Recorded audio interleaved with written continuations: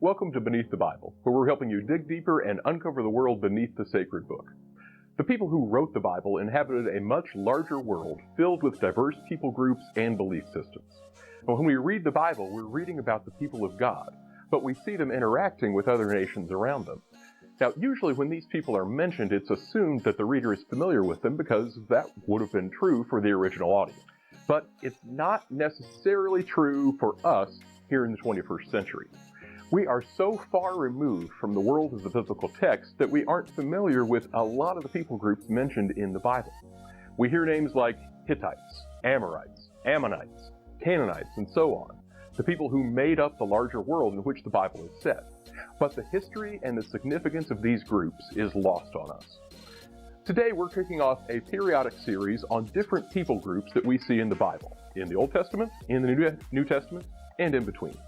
We're going to start with one of the most familiar people groups in the Bible, the Canaanites, who inhabited the land in which the nation of Israel was established. Now, who were these people that the Old Testament talks so much about? What were their beliefs, and how did these beliefs put them in conflict with Israel?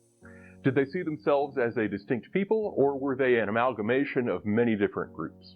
We'll look at those questions and more today.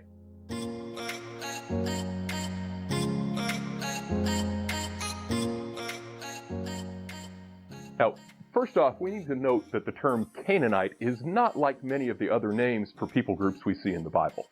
Most people groups are ethnonyms, which means that they describe a particular tribe or ethnic group, like Israelites, or especially the Moabites or the Edomites. Now, by contrast, a Canaanite is someone who lived in the land of Canaan. The word names their location rather than their ethnic group. Now, there's often a lot of overlap between ethnic groups and their locations, but the distinction here is important for understanding who the Canaanites were. It's kind of like living in the United States. Now, living here, having residency in the land, and to a certain extent adopting the values and the culture of the people makes you American. But American isn't an ethnic designation. Americans can look very different from each other, but all still be American. Now, when the word Canaanite is used, it's referring to someone from the land of Canaan, and it's usually used by people who would probably not themselves identify as Canaanites, like the Israelites. So to understand who the Canaanites were, we need to know where Canaan was. Generally speaking, the land of Canaan is in the eastern Mediterranean in the modern countries of Israel, Jordan, the Palestinian territories, southern Lebanon, and southwestern Syria. Canaan was recognized by the states of the ancient Near East, at least during the late Bronze Age, as a province of Egypt. For example, a letter from the king of Babylon to the pharaoh in Egypt recognizes Canaan is your country. The exact boundaries of Canaan are a matter of some debate among historians and archaeologists. Now, thankfully, there are textual sources from Egypt, Canaan, and northern Syria and Mesopotamia that can help us figure out the boundaries of Canaan and the Canaanites. Now, while no text gives specific boundaries for Canaan, or lists all the cities which were in it, close readings of these texts reveal quite a bit about how big the territory was. In the north, we find a text called the Tale of Idrimi from a place called Alalak, about the life of one of its kings. In one part of this tale, Idrimi flees to the land of Canaan. This tells us that Alalak was not a part of Canaan, as Idrimi fled Alalak to Canaan. And south of Alalak, texts from Ugarit categorize people from Canaan as foreigners, so people from Ugarit did not consider themselves Canaanites. Some texts indicate that part of the land of Amurru, which is in modern Syria, was considered part of Canaan. The city of Byblos, to the south of Ugarit, was considered to be part of the lands of Canaan, which were subject to Egypt. Now, it's possible then that the northern boundary of the city-state of Byblos was considered the northernmost extent of Canaan. In the east, the city of Damascus is said to be in Canaan. Many other cities in Transjordan, the land on the east side of the Jordan River, are also mentioned as being part of Canaan, though the particularly arid regions around the Dead Sea and south into Arabia seem to be excluded.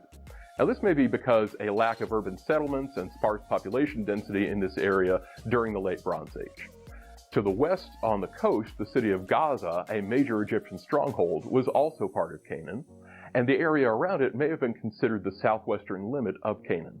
Egyptian texts discuss the cities of Sharuhen and Rapia, which were in the vicinity of Gaza near the Sinai, and may have been on or near the so-called Brook of Egypt, and served as border towns of Canaan outside of Egypt.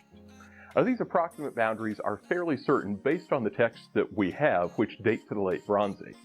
Now, it's interesting to note that these boundaries are roughly in line with what the Bible describes in Numbers 34.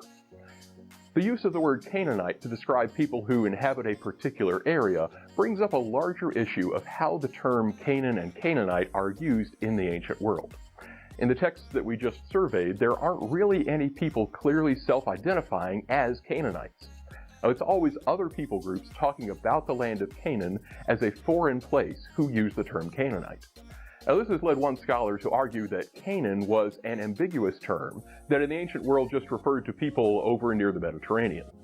He argues that it never referred to a definite or specific land or nation. Instead, it referred to traders from the Levantine world or to people not from here. Now, this has gotten quite a bit of pushback, but you can see why it's not unreasonable to think this way. It's a reasonable question to ask if anyone ever identified themselves as Canaanite, or if this identification was always imposed from the outside. If people did self-identify as Canaanite, where is their evidence of it? Where are the texts signed by so-and-so the Canaanite? Did the people from the land of Canaan, as we've defined it, think of themselves as Canaanite, or did they have other ways of identifying themselves? Now, before we get to that, let's look at what we know about the people who lived in this area, particularly from the Middle Bronze Age onward. When the term Canaanite is used to talk about the people in this region, generally it usually applies to the people who lived there from the Middle and Late Bronze Ages and then existed alongside other cultures into the Iron Age. There's quite a bit of debate about the origin of this group. It seems like in the Middle Bronze Age there's a migration of people southward from Syria into the land that came to be called Canaan, and they brought with them their cultural traditions. We have lots of archaeological evidence to tell us about these people, including their origins, appearance, artwork, language, and religion. In the southern Levant there was an urban hiatus, or a cessation of urbanized life at the end of the early Bronze Age. Syria did not experience this urban hiatus, so the Middle Bronze Age in the southern Levant is marked by a renewal in urban life, and many aspects of Syrian culture appear in the southern Levant. Archaeologists have found multiple so-called warrior tombs from this period that exhibit northern traditions and perhaps represent a new population in the land. They're called warrior tombs because many have this kind of axe, a fenestrated or duckbill axe in the tomb. And studies of the skeletons in these tombs with northern traditions suggest these are a new population because they are different enough from the skeletal remains of people from before the Middle Bronze Age that they can't be closely related. Cataloging DNA samples from the skeletal remains and studying the genetic history of the Canaanites has become a fairly recent trend in archaeology, and there's some exciting research being done on this currently, and hopefully we'll have some more research on the relationship between the early Bronze Age and Middle Bronze Age peoples pretty soon. These new people of the Middle Bronze Age, which we might call Canaanites, built large cities with massive fortifications. They built an urban society dominated by city-states with smaller supporting villages. They made fine art and beautiful ceramics thrown on the fast wheel, like the ones you see here. The Middle Bronze Age was in many ways the height of so-called Canaanite civilization. And during the Late Bronze Age, the land of Canaan was dominated by Egypt, which we know from numerous sources, and numerous textual sources are available to us about this period. And when we look at the material culture of Canaan during this period, we still see urban settlements, though there are fewer of them, and there are no new fortifications at these cities. And it's possible that the Middle Bronze Age fortifications were reused since they were so massive, but it's also probably the Egyptian suzerains who administered this territory didn't want their subjects to build infrastructure which might be used to resist Egypt. We actually have depictions of Canaanites from an Egyptian tomb in Egypt. And this is from the wall of a tomb at Beni Hassan in Egypt and dates to around 1900 BC. This is a drawing of what is preserved on the wall. Here you can see a native Egyptian on the right, and approaching them is a caravan of people labeled A'amu, with their leader labeled Hyksos, or foreigner. These people are Asiatics, or people from Syria-Palestine. You see them bearing weapons and leading animals, but this should be seen as a peaceful visit with an Egyptian official. We also have depictions of Canaanites from Canaanites themselves. And this figure is from a plaque recovered at the site of Hatzor. It depicts a Canaanite noble in elite garb with hand raised and a gesture of blessing. To the side of Megiddo, archaeologists have found numerous ivory plaques and inlays collectively called the Megiddo ivories. And on this one, which is full of interesting iconography and imagery, we'll just note that we can see so-called Canaanites, with a few captives thrown in as well. They're depicted from a Canaanite perspective in Canaanite style. There's a king or elite of some kind on the far left seated on a throne, as well as an elite riding in a chariot on the right. As you can see, the Canaanites produced all kinds of fine art during the Bronze Age. And this basalt stone from Beit Shan depicts two lions wrestling as well as a dog attacking a lion, and Canaanite art incorporates influences from all over the Near East. And this depiction of the Egyptian god Bes, also from the Megiddo ivories, shows how the Canaanites incorporated outside influences into their own native style. These figurines are also in that distinctive Canaanite style.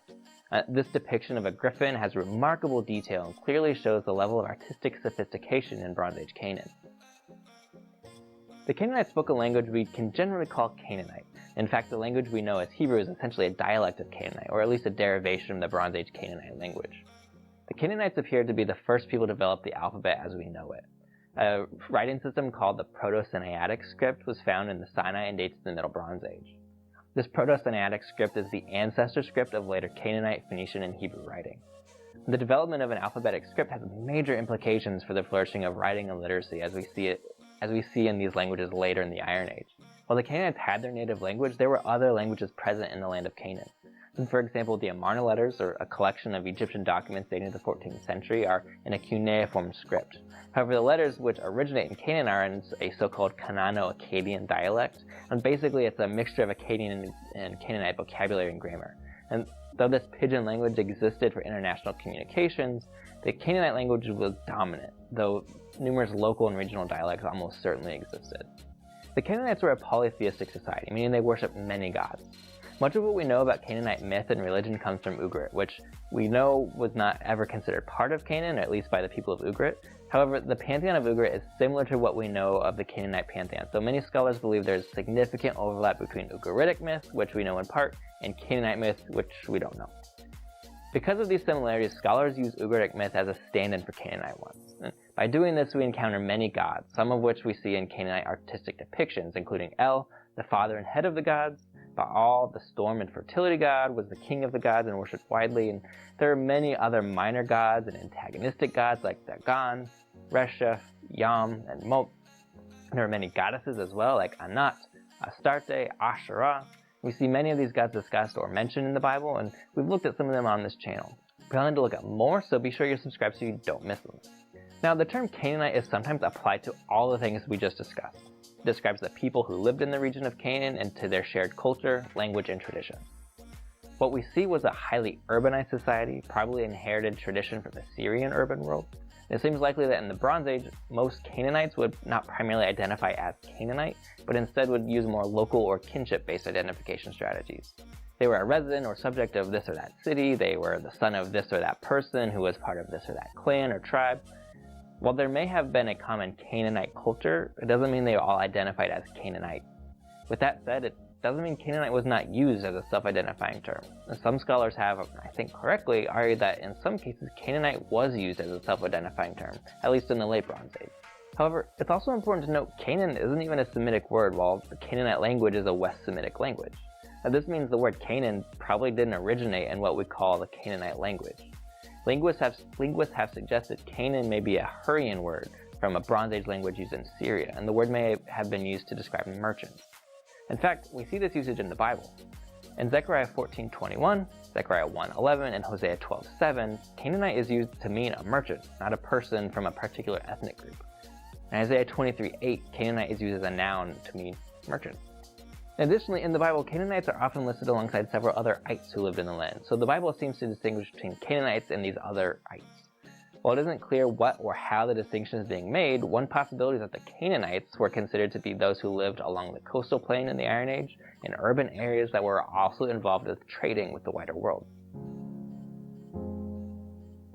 Understanding the Canaanites is vital for reading the Old Testament well, because these are the people who are in the land when Israel arrives.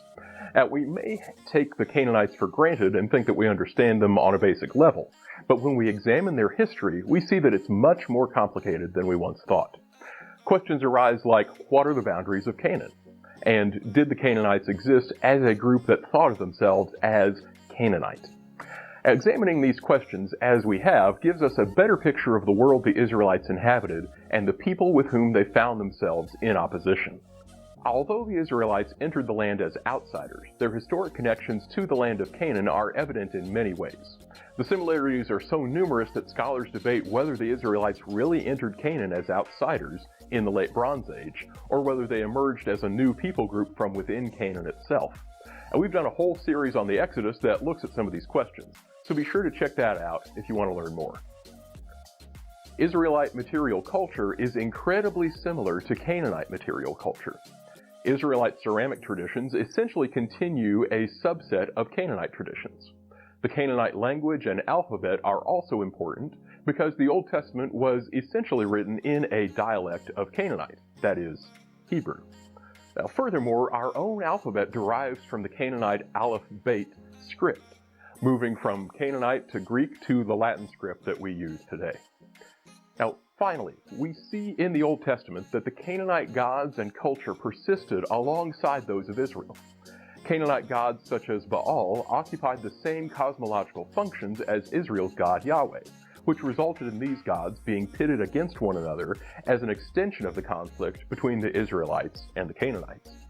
Canaanite gods were even worshipped by Israelites, and Israel needed to be repeatedly called back to the worship of Yahweh.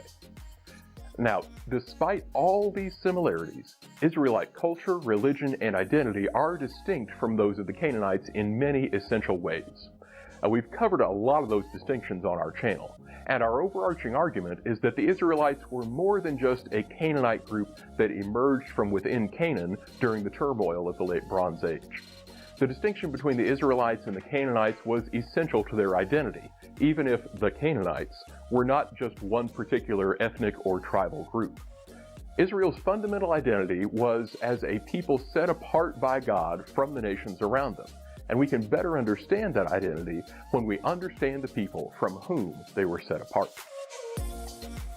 Thanks for joining us for this Beneath the Bible video. If you want to learn more about this topic, we've included some references and resources in the description below. If you enjoyed this video and you want to see more content like it, be sure to subscribe to our channel, give this video a like, and follow us on Twitter and Facebook at Beneath the Bible. If you learned something new today, take a minute to share this video with your friends. And until next time, keep digging.